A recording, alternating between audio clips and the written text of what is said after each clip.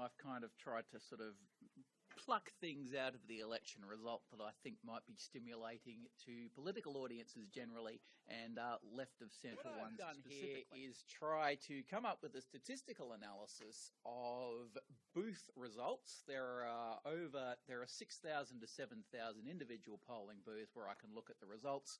I can calculate how the results in the pattern of results across the country is explained by various demographic variables in particular areas.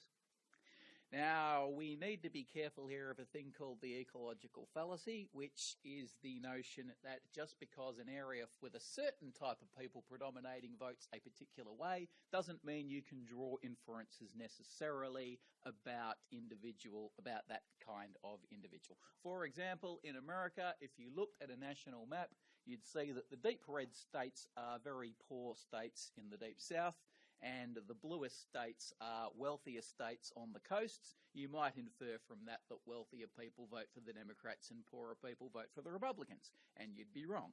But it is nonetheless interesting to observe what kinds of areas swung in which particular ways. Now, this appallingly confusing jumble of numbers off onto the right is trying to measure the way different variables behaved. Leave that to a side, and I've put the meat of what all this means on my bullet points on my PowerPoint. So as I'm saying, my dependent variable here, as it were, is the swing to the coalition, which most of the time means a negative result, which is actually a swing to Labor. What demographic variables best explain the swing to the coalition, away from the coalition as the case may be? I've come up with 5 demographic variables: median age, median family income, speaking English only at home, completed high school, and the household is mortgaged. All 5 of these proved to be statistically significant. The exception, funnily enough, was speaking English only at home. I might have thought that a lot of people from ethnic backgrounds who were not attracted to Tony Abbott might have been more comfortable with the Liberals under Malcolm Turnbull. If that's the case, it's not recognisable at aggregate level. I need to do a little bit more work on this. I noticed that the Lebanese sorts of areas of Sydney swung very heavily to Labor on this occasion. I don't know why that would be. You can have hours of fun looking at these sorts of patterns, but it doesn't seem that simply being from a non-Anglo background had much to do with the way voting behaviour changed at this election. What did matter was median age. Now, you might read certain op-ed pieces and come to the conclusion that older people were very angry about the government's superannuation policies. That may well be true on a kind of micro level, but it is not the case that there was a backlash among older dwelling retirement sort of areas. Actually, the coalition did rather well in those sorts of areas, such that for every 10 years of median age, the coalition two-party preferred relative to the 2013 election was improved by 1%. There is, however, a positive effect on the coalition vote from income and a positive effect on the coalition vote from education.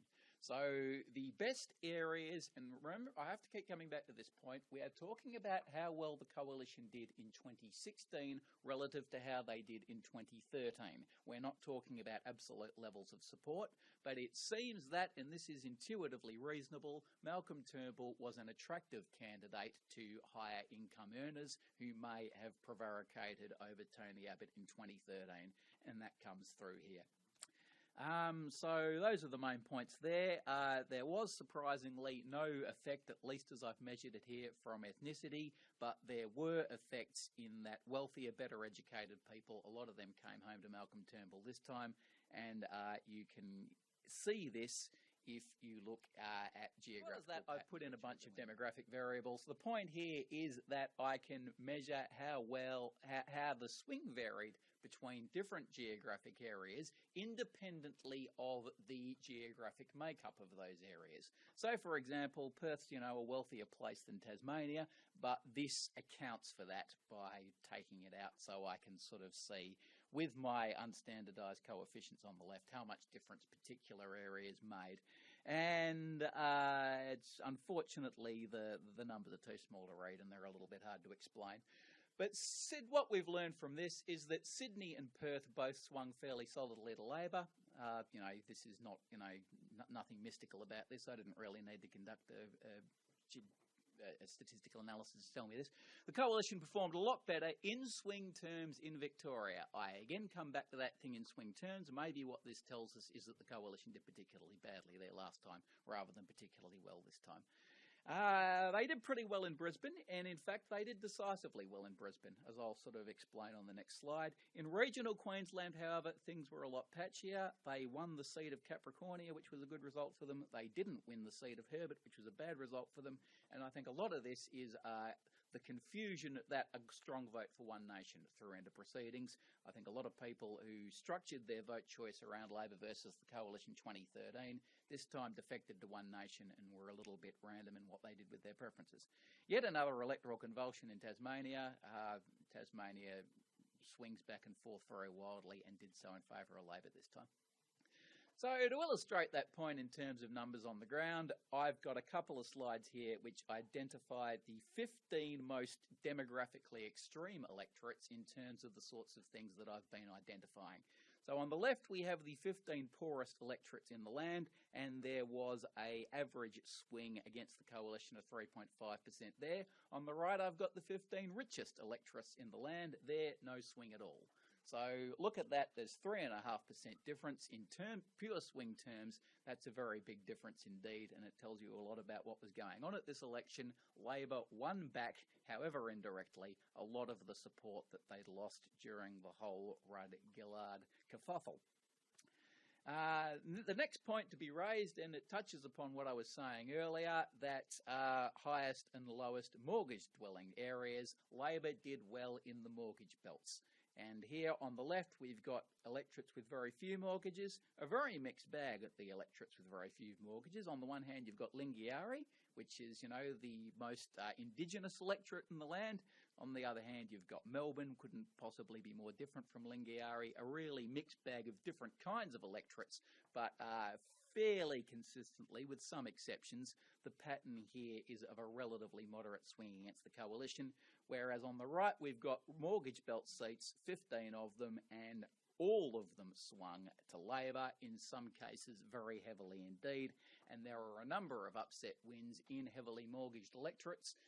Macquarie and Macarthur on the western edge of Sydney, and Burt, I don't think I was that amazed that Labor won Burt. I was very surprised that the swing was as big as it was. Now, this is telling you what the model predicted, and the dots tell you what actually happened. So as you can see, the dots form a vague kind of a line pointing upward to the right, but there is a lot that the model doesn't explain. The plots are scattered, and what I've done here is I've identified the 15 electorates that least followed what the model would have told us to expect. So, for example, we've got Burt here way down at the bottom. Now, I would have calculated on the basis of Burt being a heavily mortgaged seat, on the basis of it being a young seat, on the basis of it being a fairly low income sort of seat, and of being a seat in Perth. Adding those factors together based on what my statistics were telling me, I would have expected a swing in Burt of about 6-7%. Instead, I got 13. So what that measures is that that dot for Burt is 7% away from the line that my various factors would have predicted that result to be. So that's just a bit of food for thought. If there's any electorate there that looks of interest to you, store it away and ask me what might have happened. But the bottom line is, if I have identified the electorate at the top, that means it's an electorate where the coalition did better than the various geographic and demographic factors would have led you to conclude. At the bottom, it's the other way around. It's tempting to put it down to the local candidates, but who knows what might have happened. There's an infinity of possibilities. Now, to sort of map what I'm sort of talking about in terms of geographic results, what we have here is a colour-coded map of Perth by suburb, and here we are measuring the swing. If the area is blue, that meant there was a swing to the Liberals. If the area is red, it was a swing to Labor. The deeper the shade, the heavier the swing. And what we see is that the western suburbs and the riverfront suburbs, it tells the story that I've been articulating here, which is that wealthier, better educated areas responded well to Malcolm Turnbull, and that is very clearly visible on the map. And for example, Julie Bishop had a very good result in Curtin. But that pattern is not purely limited to within Curtin. It extends beyond the boundary in Curtin over into Perth. Labor had a fairly mediocre sort of result in Perth. Tim Hammond won the seat, but he suffered from that kind of inner city electorate, wealthier, better educated, responding well to Malcolm Turnbull, and it wasn't purely some sort of decision people made to fall in love with Julie Bishop over the last 3 years. There's a demographic effect going on here. The other interesting thing here, clearly, is that we've got two big clumps of deep red in the southern suburbs, and in particular in the southeastern suburbs, the inland bit. Obviously, that is the Burt electorate swinging very heavily to Labor. Again, this pattern bursts beyond the boundaries of the electorate. Neighbouring suburbs that are in Curtin and Hasluck, they recorded the effect as well. So clearly there's been a very big change in the mentality of these electorates since the 2013 federal election, and I think that bodes very well for Labor in certain state seats that they failed to carry in these sorts of areas. And to a lesser extent in the northern suburbs, the inland, that's there as well. The fact that a lot of it's white obscures it. Basically no one lives there at all. But we've pretend that the white areas in the northern suburbs are the same colours as the surrounding areas, and you see that there's a pretty deep red trend for Labor there as well, again with very important state electoral implications if indeed there's some sort of commonality between federal and state voting behaviour. It suggests that, Labor are going to clean up. All right, so that's the Perth-centric look at it, how these patterns played out elsewhere. The Liberals, well, lest we forget, the Liberals did actually win this election, and they won this election despite losing some famously bellwether sorts of seats. How did they do that? By winning seats they don't normally win in closer to the city. Banks and Reid in Sydney, seats that have hardly ever been won by the Liberals. They won them in 2013. They held them this time. Brisbane, the Liberals held the seats of Brisbane, Bonner and Petrie. These are seats that Labor are competitive in at a normal election. They didn't reel them home in this time. Further to the north, on the outskirts of Brisbane, though, they had an excellent result in Longman, where Wyatt Roy was defeated. In Sydney, Lindsay, MacArthur, Macquarie, all seats on the western edge of Sydney. These seats were won by Labor, whereas seats which Labor have hardly ever lost before, as I said before, much nearer the city, Turnbull was able to retain those seats. There were state factors, clearly. In Victoria, the Liberals had a net gain. They won the seat of Chisholm, and this rings a bell. In 2010, Labor had a pretty poor result generally when Julia Gillard tried to get re-elected, but she did okay in Victoria. She picked up one seat there in Latrobe, and clearly Melbourne very often goes different ways from Sydney, and I think this is to do with the sort of rhythms of state politics more than anything else. Tasmania, well, we can sort of talk about the low-income effect there. The 3 seats of northern Tasmania, all of which had very impressive wins by Labor, of 3 of the poorest seats in the country, and clearly low-income voters did not respond well to Malcolm Turnbull. God knows what to make of the mainland regions. I don't know why Labor didn't win Capricornia, but did win Herbert. I can think of a factor in Herbert. I don't know why they didn't do well in Page, but they did do well in Eden Monaro. Students of the regional areas in New South Wales and Queensland might be able to help me here, but that's more homework for me. And what I have here is a chart of opinion polling going back to 2000 and something, probably about 2001, compiled by a smarter man than me called Luke Mansillo, and he has run a little polynomial graph through this polynomial trend line, through all of this Greens voting data, and has discerned, he believes maybe, that what we are seeing is a long-term levelling off. There are 2 ways you could look at that chart before you draw a polynomial trend line through it. You could see it as the Greens on a constant upward march, not quite constant, a few interruptions, but you could see it overall as an upward march to glory and major party status one day, or you could look at the polynomial trend line and say that the result tended to support the latter idea, which is why I've crudely put that little star in there to roughly indicate their 10.3% share of the vote this time. This election result did not encourage the notion that we're moving towards some sort of Canadian style. And, you can look at that. You can look at voting behaviour by age group, and in particular, you look at 18 to 24 breakdowns that they do in the Ipsos opinion polls, you'll see that the Greens, Labor and the Coalition are on pretty much equal support among the 18 to 24 cohort.